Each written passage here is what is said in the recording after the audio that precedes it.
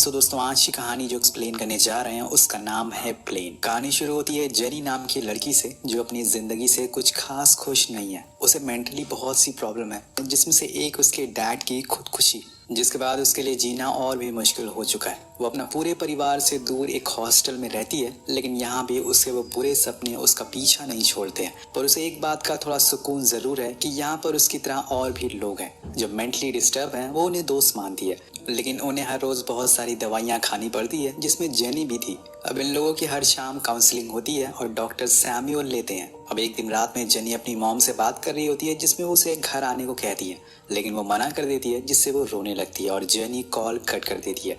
पर यहाँ वो फैसला कर चुकी थी कि वो भी वही करेगी जो उसके डैड ने किया था, क्योंकि अब ऐसी जिंदगी उसे नहीं जीनी है। वो थक चुकी है दवाइयाँ खाते खाते। इसलिए एक रात वो उस हॉस्टल से अपनी जरूरतों की सारी मेडिसिन ले लेती है और फिर बिना किसी को बताए वहाँ से एयरपोर्ट के लिए रवाना हो जाती है। कुछ समय बाद उसकी रूममेट जब ये बात डॉक्टर को बताती हैं तो फौरन जेनी को कॉल करते हैं और उसे वापस आने को कहते हैं, क्योंकि अभी वो पूरी तरह से ठीक नहीं हुई है। उसके साथ किसी भी समय कुछ भी हो सकता है। लेकिन जेनी को तो कुछ और ही प्लान होते हैं। हम देखते हैं कि वो वॉशरूम में बैठी रोती रहती है और कहती है कि मुझे जाना ही होगा, मेरी फ्लाइट बोर्ड होने वाली है। अब उसकी आवाज सुन के वहाँ एक पॉल नाम का आदमी उसे बुलाने लगता है। उसे लगता है कि शायद जेनी को किसी चीज की जरूरत है, लेकिन वो बिना कुछ कहे वहाँ से चली जाती है। लेकिन जब बाहर वेटिंग हॉल में वो बैठी होती है तो पॉल भी उसके पास आकर बैठ जाता है, जिसके बाद उन दोनों में बहुत सारी बातें होती है, जिससे जेनी थोड़ा सा रिलैक्स फील करती है और स्माइल भी करती है, वरना अभी तक वो बस डिप्रेस ही हो जा रही थी। अब सारे लोग फ्लाइट में जाने लगते हैं तो उसे वहाँ एक लड़की मिलती है जो बहुत ही ज़्यादा खुश थी, क्योंकि अभी अभी उसकी नई नई शादी हुई थी और वो क्रिसमस के लिए अपने घर जा रही है। उसे ऐसा खुश देखकर जेनी को थोड़ा अजीब लगता है कि आखिर कोई इतना खुश कैसे हो सकता है अपनी ज़िंदगी में। कुछ देर बाद सब लोग फ्लाइट में बैठ जाते हैं तो कोइंसिडेंट यहाँ पॉल की सीट जेनी के साइड में होती है। वो ये देखकर हंसते हुए कहता है कि शायद तुम्हारा और मेरा कुछ पुराना रिश्ता है। उसी दौरान वो बताता है कि मैं क्रिसमस पे अपने घर जा रहा हूँ, वहाँ मेरी फैमिली मेरा वेट कर रही है। पर जेनी उनकी इन सब बातों पर कुछ ज्यादा गौर नहीं करती, जिस वजह से पॉल को लगता है कि शायद वो बात नहीं करना चाहती, इसलिए वो सो जाता है। पर जेनी को तो कुछ और ही प्लान होते हैं। वो अपनी मॉम को लेटर लिखती है कि अब बस बहुत हुआ, मैं और ऐसे जी नहीं सकती हूँ, इसलिए मुझे जो भी गलती हुई है मैं उसके लिए आपसे माफी मांगती हूँ। इसके बाद वो छुपके से पॉल के पॉकेट में वो लेटर डाल देती है और फिर कुछ मेडिसिन को लेके वॉशरूम में आ जाती है, यानी कि वो यहीं पे खुदकुशी करने वाली है। वो अपने घर तक का इंतजार नहीं कर रही है। जेनी हॉस्टल से बहुत सी दवाइयां लेकर आई थी, वो ओवरडोज करके अपनी जान देने वाली थी। वो उन सारी मेडिसिन को बाहर निकालती है और एक एक करके खाने के लिए रेडी करती है। लेकिन तभी कुछ टर्बुलेंस महसूस होती है तो गेट के बाहर एयर हॉस्टेस उसे बाहर आने को कहती है, लेकिन वो गेट नहीं खोलती। पर यहाँ जेनी को इस बात का हल्का सा भी अंदाजा नहीं था कि असल में क्या होने वाला है। प्लेन के साइड इंजन में आग लग चुकी थी, जिस वजह से वो अब कंट्रोल के बाहर हो चुका था। प्लेन धीरे धीरे नीचे आता जा रहा था। सब लोग चिल्ला रहे होते हैं, लेकिन जेनी अभी भी खुद को टॉयलेट में बंद करके रखा हुआ था। अब उसे आखिर में मरना ही है, वैसे नहीं तो ऐसे ही सही। और तभी हम अचानक से देखते हैं कि स्क्रीन ब्लैक हो जाती है। जब हम स्क्रीन को दोबारा देखते हैं तो ये प्लेन अब क्रैश हो गया था, और वो भी आर्कटिक सर्कल में, जहाँ पर खून जमा देने वाली ठंड पड़ रही थी। पर यहाँ गौर करने वाली बात ये थी कि जेनी अभी भी जिंदा थी। वो जब उस प्लेन से बाहर आती है तो चारों तरफ बस मलबा और इंसान की लाशें थी। कुछ लोगों की सांसें चल रही थी, पर वो ज्यादा देर तक सरवाइव नहीं कर पाएंगे। और उसे वहाँ वही लड़की मिलती है जिसकी अभी अभी शादी हुई थी। वो भागती हुई उसके पास जाती है, लेकिन थोड़ी ही देर में वो भी दम तोड़ देती है। अपने चारों तरफ का मंजर देखकर जेनी रोने लगती है और खूब चिल्लाती है। इतनी तकलीफ देने के बजाय वो मर ही जाती। आखिर उसे गॉड ने जिंदा क्यों रखा? उसे लग रहा था कि वही इस पूरे हादसे में जिंदा है, लेकिन यहाँ कोई और भी था, और वो था पॉल। वेल, इन दोनों का सच में पिछले जन्म में कुछ रिश्ता जरूर रहा होगा। जहाँ भी होते हैं हमेशा साथ होते हैं। वो फौरन जेनी को देखकर उसे आवाज देता है, लेकिन जेनी भागते हुए उसके पास जाती है और उसे लेकर वापस से प्लेन के अंदर टॉयलेट में चली जाती है, क्योंकि वहां पे हवा कम आ रही थी, जिससे दोनों बचे रहेंगे ठंड से। लेकिन वहां जाके जेनी को पता चलता है कि पॉल की रिब्स पे चोट लग चुकी है, जिससे उसका खड़ा हो पाना मुश्किल हो गया। तो वो फौरन उसे कुछ मेडिसिन देती है जिससे कि उसका पेन कम हो सके, और फिर दोनों वहीं एक ब्लैंकेट ओढ़कर सो जाते हैं। लेकिन कब तक इन्हें यहाँ रहना पड़ेगा? क्या ये भी यहाँ पर मारे जाएंगे? यहाँ जेनी के अंदर फिर से जिंदा रहने की उम्मीद जागेगी?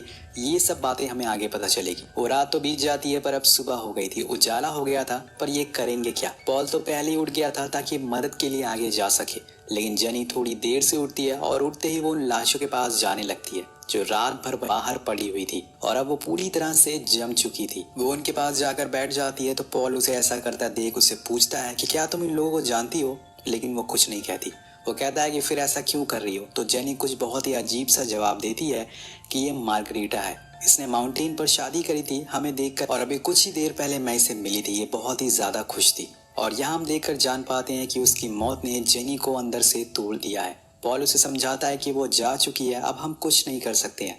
देखो हम जिंदा हैं, इसलिए हमें अपने बारे में सोचना चाहिए। लेकिन यहाँ जेनी बिना कुछ बोले ही जाकर फिर से टॉयलेट में बैठ जाती है। उसके हाथ में एक शार्प टूल था जिसे वो देखे जा रही थी। मे भी इसने सोच लिया है कि अब इसे मरना ही है। लेकिन तभी वहाँ पर पॉल आकर उससे कहता है कि हमें इस जगह को छोड़ना पड़ेगा, हम ऐसे ही बैठ नहीं सकते हैं हाथ पे हाथ रखे हुए। ना तो हमारे पास खाना है और ना ही पानी है, इसलिए जो भी करना है हमें ही करना होगा, चलो मेरे साथ। अब ये सुनकर जेनी उल्टा उस पर ही चिल्लाने लगती, क्योंकि वो कहीं भी जाना नहीं चाहती थी। और भला वो क्यों जाए, वो तो यही सोच कर आई थी कि खुद की जान लेनी है। पॉल उसे जीने के लिए ट्राई करने को कह रहा था तो वो ये नहीं कर सकती थी, पर पॉल उसे बहुत समझाता है। लेकिन एट द एंड वो भी इंसान है, तो चुपचाप वहां से चला जाता है। लेकिन कुछ देर बाद न जाने जेनी के दिमाग में क्या आता है, वो भी उसके पीछे पीछे जाने लगती है। पहले गाइस यहाँ पे हम जितना आसान सोचते हैं मरना, उतना ही मुश्किल होता है। अब दोनों साथ में आगे बढ़ते हैं। पहले तो इन्हें यहाँ से नीचे जाना होगा ताकि इन्हें सांस लेने में आसानी हो सके और थोड़ी ठंड भी कम लग सके। तो दोनों धीरे धीरे करके नीचे जाते हैं, पर बीच में इनका सामना एक खड़ी चट्टान से होता है। लेकिन पॉल जेनी को हौसला देता है कि वो लोग ये कर सकते हैं। दोनों उसकी एज को पकड़कर नीचे उतरने लगते हैं। लेकिन ये कोई क्लाइंबर नहीं है, इसलिए इनके साथ मुश्किलें आना शुरू हो जाती है। एक समय आ जाता है कि जब आगे कोई रास्ता नहीं होता है, तो पॉल उसे बताता है कि नीचे देखो एक पेड़ है, अगर हमें नीचे जाना है तो यहाँ से सीधा नीचे कूदना पड़ेगा, छलांग मारनी होगी, जिसकी मदद से हम नीचे जा सकते हैं। पर जेनी ऐसा करने से मना कर देती है क्योंकि इसमें उसकी जान भी जा सकती है, उसका पैर टूट सकता है। लेकिन पॉल कहता है कि इसके अलावा और कोई ऑप्शन नहीं है, जिसके बाद वो सीधा नीचे कूद जाता है और पेड़ को पकड़ते हुए थोड़ा नीचे आ जाता है। और नीचे जाने पर वो जेनी को भी बुलाता है, तो वो भी कूदती है, लेकिन उसे यहाँ थोड़ी सी चोट लग जाती है। उसी दौरान उसके जेब से एक दवा गिर जाती है, जिसे उठाते हुए पॉल पूछता है कि ये किस चीज़ की है, क्या ये नींद की गोलियां हैं? पर वो कुछ भी जवाब नहीं देती। तो उसके बार बार पूछने पर वो बताती है कि उसका यहाँ मर जाने का प्लान था, इसलिए वो ये सब दवाइयाँ लेकर आई थी। और ये सच जानकर पॉल के तो होश ही उड़ जाते हैं। इसी दौरान वो उसके हाथों पे चोटों के निशान भी देखता है, जिसके बारे में वो उसे पूछता है, लेकिन हर बारी की तरह वो उसे बताने से मना कर देती है, जिससे पॉल को थोड़ा बुरा लगता है क्योंकि वो उस पर पूरा भरोसा करता था, लेकिन शायद वो नहीं करती है। कुछ देर आराम करने के बाद दोनों फिर से आगे बढ़ते हैं, लेकिन अब क्रैश किए हुए काफी समय हो चुका है और तब से इन्हें ना तो कुछ खाया हुआ है ना ही पिया है, जिसका असर जेनी पे दिखना शुरू हो गया था। वो थक चुकी थी और अब उसे और चला नहीं जाएगा। यही बात वो पॉल से भी कहती है, लेकिन वो उसे बताता है कि तूफान आने वाला है, उसे पहले हमें किसी सेफ जगह पर पहुंचना पड़ेगा, वरना हम उस तूफान में फंस सकते हैं। इसलिए वो दोनों चलते रहते हैं, लेकिन एक जगह पे पहुंचकर जेनी और पॉल के बीच में थोड़ी दूरी आ जाती है, जिस वजह से वो उसके पीछे छूट जाती है और वो पीछे से आ रहे एवलांच के बारे में उसे पता नहीं पाता। फिर क्या था, दोनों उसका शिकार बन जाते हैं और पॉल तो कूद कर दूर चला जाता है, लेकिन जेनी उस बर्फ की चट्टान में पूरी तरह से दब जाती है। अब वो इस कदर बर्फ के नीचे ढक चुकी थी कि उसे आंखों से ढूंढ पाना मुश्किल हो गया था। पॉल उस जगह के पूरे एरिया को टच करते हुए आगे बढ़ता है। जहाँ पे भी उसे जमीन थोड़ी हार्ड लगती है वो उस जगह को खोदने लगता है, और ऐसे ही करके उसने जेनी को ढूंढ लिया था। वो उसे दिख जाती है, लेकिन जेनी पूरी तरह से बर्फ में दब चुकी थी और यहाँ उसे पहली बार मौत का एहसास होता है। उसकी पूरी बॉडी कांप रही थी और तभी जॉन उसे वहां से बाहर निकालता है। वो घसीटते हुए उसे गुफा में लेके जाता है जहाँ थोड़ी गर्मी थी, जिससे जेनी को थोड़ा आराम मिल सके। अब शुरुआत में जेनी जब बेहोश रहती है तो पॉल उसे बस देखता ही रहता है, पर जब उसे होश आता है तो वो दूसरी तरफ जाके बैठ जाता है। लेकिन थोड़ी देर बाद वो उसे बता ही देता है कि उसकी सीट उसके साथ नहीं थी। असल में जब उसने जेनी को एयरपोर्ट के गेट पर देखा था तभी से वो उसे लाइक करने लगा था, जिसके बाद उसने खुद की सीट उसके साथ करवा ली ताकि उसके साथ बैठ सके। अब ये सुनकर जेनी भी स्माइल करती है, कहीं न कहीं वो भी उसे पसंद करने लगी थी। और इसके बाद वो उसके सवाल का जवाब देती है जो उसने पेड़ से कूदने वाले दिन पूछा था। वो कहती है कि मेरे डैड ने क्रिसमस वाले दिन खुद की जान ले ली थी। उस दिन के बाद मैं मेंटली पूरी तरह से डिस्टर्ब हो चुकी थी। मैं हर समय बस डिप्रेस रहने लगी थी और इसलिए मैंने फैसला किया कि मैं अपने डैड की तरह क्रिसमस वाले दिन अपनी जान दे दूंगी। उसके बारे में ये सच जानकर पॉल उसे गले से लगा लेता है और कुछ देर बाद अब चलने को कहता है, लेकिन जेनी की हालत चलने वाली नहीं थी। उस दिन वही रुकने को बोलती है, लेकिन जब अगली सुबह होती है तो पॉल की हालत खड़े होने लायक नहीं थी। उसकी रिब पे लगी चोट अब बहुत ज्यादा दर्द दे रही थी। वो जेनी से कहता है कि तुम अब यहाँ से चली जाओ, मैं अब उठ नहीं सकता, मुझे तुम यहीं छोड़ दो। लेकिन वो उसकी बात नहीं मानती और उसे भी साथ चलने को कहती है, जिस वजह से उन दोनों में लड़ाई भी हो जाती है। लेकिन एट द एंड वो जेनी के आगे हार जाता है और चलने के लिए राजी हो जाता है। दोनों एक बार फिर आगे बढ़ते हैं, इसी उम्मीद में कि शायद उन्हें कोई मिल जाए। इन्हें ऐसे चलते चलते कई दिन बीत चुके थे। तब से लेके आज तक उन्हें कुछ भी खाया नहीं है और यही वजह है कि इनके अंदर बहुत ज्यादा कमजोरी हो चुकी है और पहले के मुकाबले ये हर रोज कम भी चलने लगे हैं, क्योंकि पॉल ज्यादा देर तक लगातार चल नहीं सकता है, इसलिए वो थोड़ी थोड़ी देर पर रुक कर आराम करता है। पर एक दिन पॉल को दूर एक नदी दिख जाती है, जिसे देखकर वो बहुत ही खुश होता है और कहता है कि वो हमारे घर जाने का रास्ता है। वो उसके साथ साथ अगर हम चलें तो रोड तक पहुंच सकते हैं। लेकिन इसी दौरान उसका पैर स्लिप हो जाता है और वो जाकर नीचे एक पत्थर से टकरा जाता है, जिससे कि उसका एक हाथ की हड्डी टूट जाती है। जेनी फौरन भागते हुए उसके पास जाती है और उसे पानी पिलाती है, लेकिन खून बहुत ही ज्यादा बह रहा था। वो सबसे पहले तो उसकी हड्डी को ठीक करती है और फिर उसे जख्म वाली जगह पे पट्टी लगाती है।